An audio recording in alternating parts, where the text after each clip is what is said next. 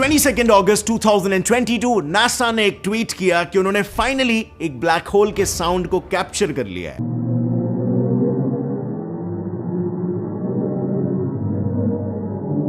जिसे उन्होंने नाम दिया ब्लैक होल रीमिक्स। लेकिन उन्होंने अपने ऑफिशियल वेबसाइट पर यह भी कहा कि ओरिजिनल कैप्चर्ड साउंड को नॉर्मल ह्यूमन सुन ही नहीं सकते हैं और इसीलिए उन्होंने उसे 144 क्वाड्रिलियन टाइम्स इंक्रीज करके दुनिया के सामने पेश किया है। अब अगर आपको ये आंकड़े समझ में आ रहे हैं तो एक क्वाड्रिलियन यानी कि 100,000,000,000,000,000,000 यानी कि 10 lakh crore. Now just imagine 144 quadrillion यानी कितना बड़ा अमाउंट होगा।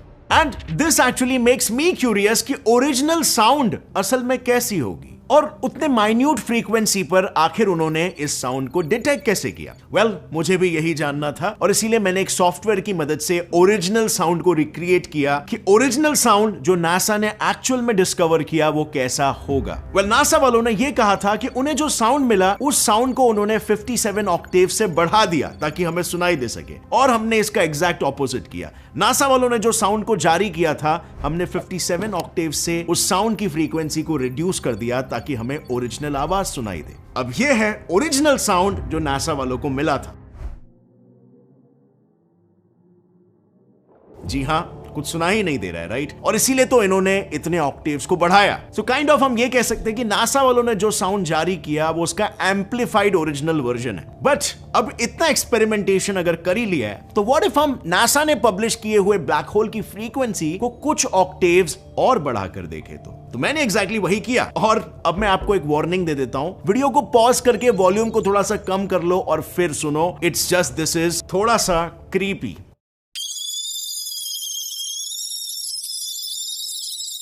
वेल, अब अगर फ्रीक्वेंसी को इंक्रीज करोगे तो यही होने वाला था, राइट? बट एनीवे, इस पूरे एक्सपेरिमेंट के दौरान एक बात बार बार दिमाग में आ रही थी कि इतनी लो फ्रीक्वेंसी के बावजूद भी नासा ने कैसे ब्लैक होल के एक्चुअल साउंड को डिटेक्ट किया। Aren't you wondering that?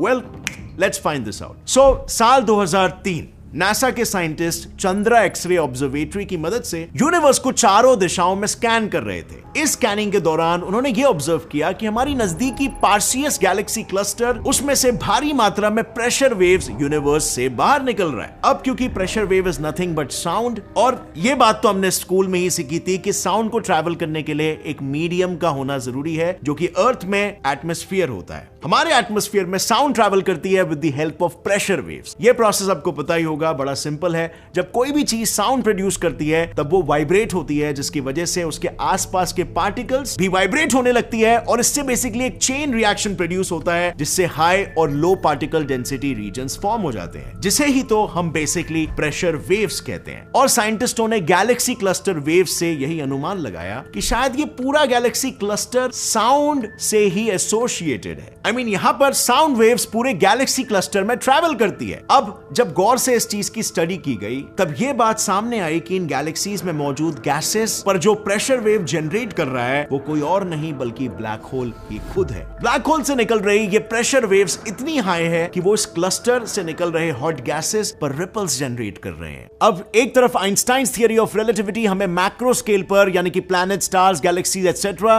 के सारे इंटरैक्शंस और उनके पीछे के साइंस को ब्यूटीफुली एक्सप्लेन करती है। वहीं दूसरे तरफ नील्स बोर और मैक्स प्लैंक की क्वांटम थियरी हमें माइक्रो लेवल पर यानी कि प्रोटॉन्स, न्यूट्रॉन्स और क्वार्क्स के लेवल पर यूनिवर्स कैसे काम करता है उसे ब्यूटीफुली एक्सप्लेन करती है। लेकिन ये दोनों थियरीज एक दूसरे से सहमति नहीं खाती, एक दूसरे से कंपैटिबल नहीं है और इसीलिए अगर हमें ब्रह्मांड को पूरी तरीके से समझना है तो इन दोनों थियरीज को कंबाइन करना बहुत ही ज्यादा इंपॉर्टेंट है। और इसी वजह से हमें थियरी ऑफ एवरीथिंग की जरूरत है, जिसे स्टीफन हॉकिंग ने हमारे सामने रखा था and the rest is history. अब इस थियरी ऑफ एवरीथिंग को समझने के लिए आपको मोटी किताबें या बड़े बड़े ब्लॉग्स या रिसर्च पेपर स्टडी करने की कोई जरूरत नहीं है। आप इसे ऑडियो फॉर्मेट में इसकी पूरी समरी सुन सकते हो कुकू एफएम ऐप पर, जिसे सुन के आप इसे अच्छे से समझ सकते हो। कुकू एफएम ऐप की यही खासियत है कि यहाँ पर 10,000 प्लस आवर्स का ऑडियो फॉर्मेट में कंटेंट अवेलेबल है। नॉन फिक्शन जॉनरास जिसकी science, finance, history, career, leadership, motivation, business, different genres जो आपकी लर्निंग को एनहांस करता है। और इसी के साथ इन सभी जॉनरास की इन्फ्लुएंशियल बुक यहाँ पर 7 रीजनल लैंग्वेजेस सपोर्टेड है। सो इसका मतलब बिल्कुल सिंपल है, अब आप जो भी चाहो, जहां भी चाहो, अपनी फेवरेट किताब आराम से सुन सकते हो अपने फेवरेट लैंग्वेज में, वो भी समय बचा के। कुकू एफएम ऐप का ईयरली सब्सक्रिप्शन वैसे तो 399 रुपीज है, लेकिन अगर आप नीचे डिस्क्रिप्शन लिंक पर क्लिक करोगे या मेरा कूपन कोड GETSET50 यूज करोगे, आपको ऑटोमेटिकली 50% ऑफ यानी 199 रुपीज में इसके साल का सब्सक्रिप्शन मिलेगा, जितने में एक टाइम का स्नैक भी नहीं आता है। सो अगर आप अपने आप को एक ग्रोथ ओरिएंटेड पर्सन समझते हो, then click on the link in the description below and go install Kuku FM now. और अब आ जाते हैं वापस हमारे वीडियो पर। और इन्हीं रिपल्स को नासा ने रिसेंटली 22 अगस्त 2022 को ऑब्जर्व किया और दुनिया के सामने ब्लैक होल की इस आवाज को पेश किया।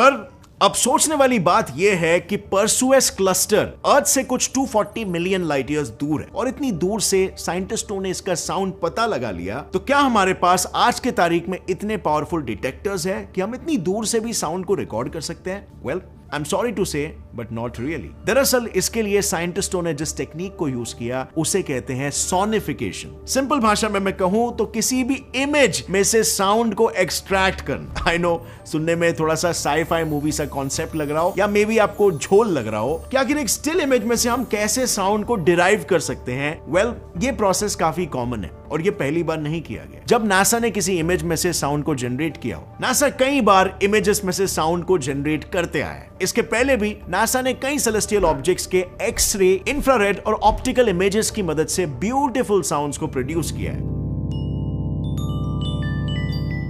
You see, इसमें बेसिकली इमेज में दिख रहे ऑब्जेक्ट की ब्राइटनेस को पहले पिच में कन्वर्ट किया जाता है और फिर किसी म्यूजिक शीट जैसे पूरे इमेज को एक डायरेक्शन में स्कैन किया जाता है, और कुछ इस तरह बनता है ये सेलेस्टियल म्यूजिक।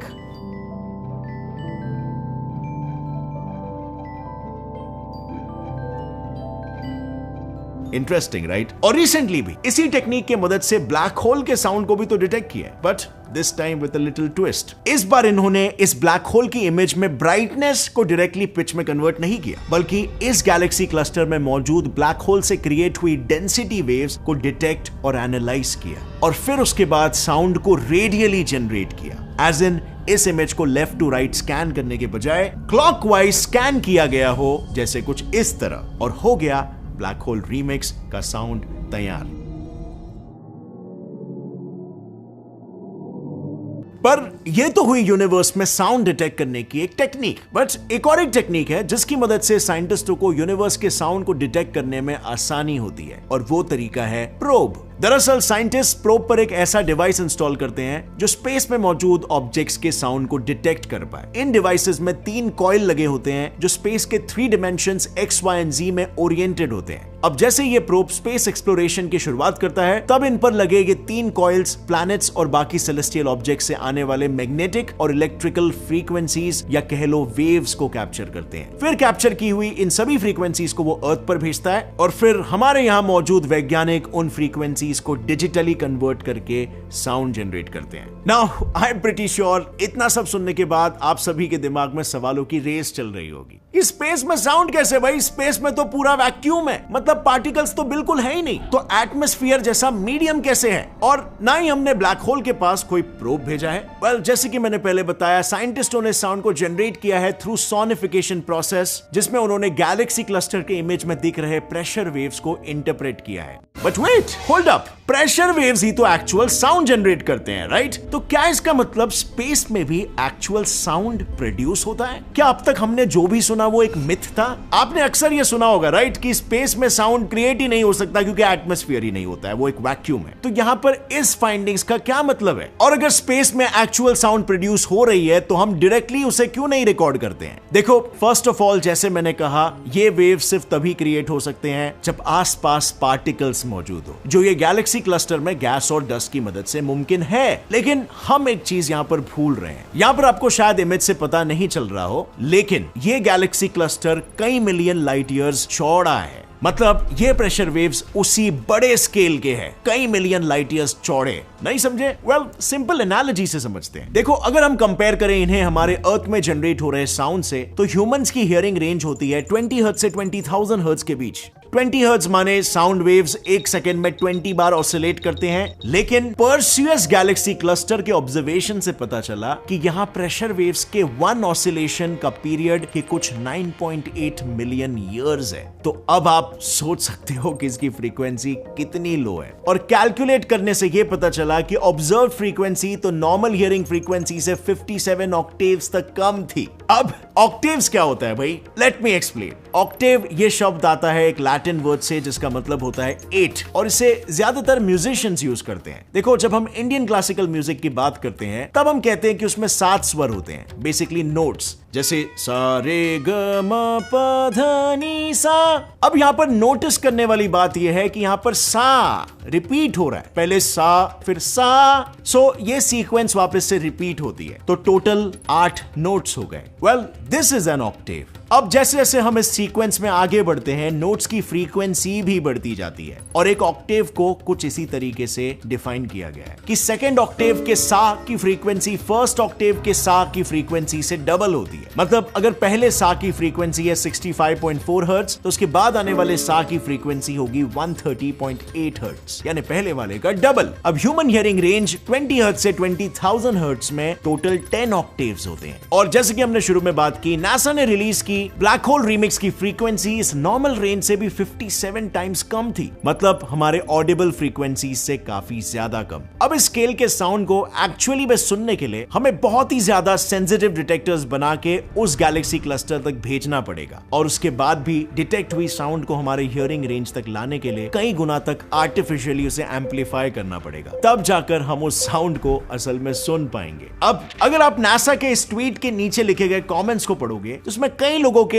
एक जैसे ही रिएक्शंस है, क्रीपी, हॉरर एंड टेरिफाइंग। लेकिन इसमें इनकी कोई गलती नहीं है, असल गलती हमारे दिमाग की है जो इन्हीं अलग अलग वेव फ्रीक्वेंसी पर अलग अलग इमोशंस क्रिएट करता है। इनफैक्ट ऐसे ऑब्जर्व किया गया है कि 19 हर्ट्ज से कम फ्रीक्वेंसीज एक तरह का डिस्कंफर्ट, ड्रेड और फियर प्रोड्यूस करती है, और शायद इसीलिए हमें ऐसा रिएक्शन देखने मिल रहा है। लेकिन फिर भी हम इस बात को डिनाई नहीं कर सकते कि भले ही हम ह्यूमंस इस लेवल के साउंड को परसीव करने के लिए इवॉल्व नहीं हुए हैं, पर यूनिवर्स में इस फ्रीक्वेंसी की प्रेशर वेव्स एग्जिस्ट करती है। इनफैक्ट साइंटिस्टों का तो यह भी मानना है कि यूनिवर्स के शुरुआती दिनों में, आई मीन बिग बैंग के समय, जब यूनिवर्स की डेंसिटी बहुत ज्यादा थी, और जैसे हमें पता है pressure is directly proportional to density, which means तभी ऐसे प्रेशर वेव्स जनरेट हुए होंगे जिसने अर्ली यूनिवर्स में हाई और लो डेंसिटी रीजन्स जनरेट कर दिए होंगे। और अब अगर किसी रीजन की डेंसिटी हाई है तो वहां पर कोलिजन्स के चांसेस भी ज्यादा हो जाते हैं, और शायद आज उन्हीं डेंस रीजन्स में गैलेक्सीज और स्टार फॉर्मेशन पॉसिबल हो पाया है। तो मतलब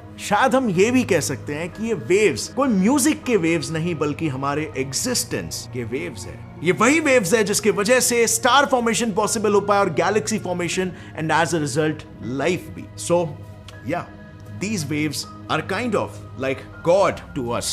With that said friends, अगर इस वीडियो से आपको कुछ भी नया सीखने मिला, एक लाइक जरूर ठोकना। गेट सेल्फलाइज साइंस चैनल को भी सब्सक्राइब कर लो और बेल नोटिफिकेशन दबाओ ताकि आगे आने वाली हमारी कोई भी वीडियो की अपडेट आप मिस ना कर सको। और फ्रेंड्स, जाने से पहले मत भूलना, थियरी ऑफ एवरीथिंग इस ऑडियो बुक को आप कुकू एफएम पर सुन सकते हो। Use my coupon code GS50 to get 50% off. Link is in the description. See you next time friends. Till then, as always, stay curious, keep learning and keep growing. Jai Hind.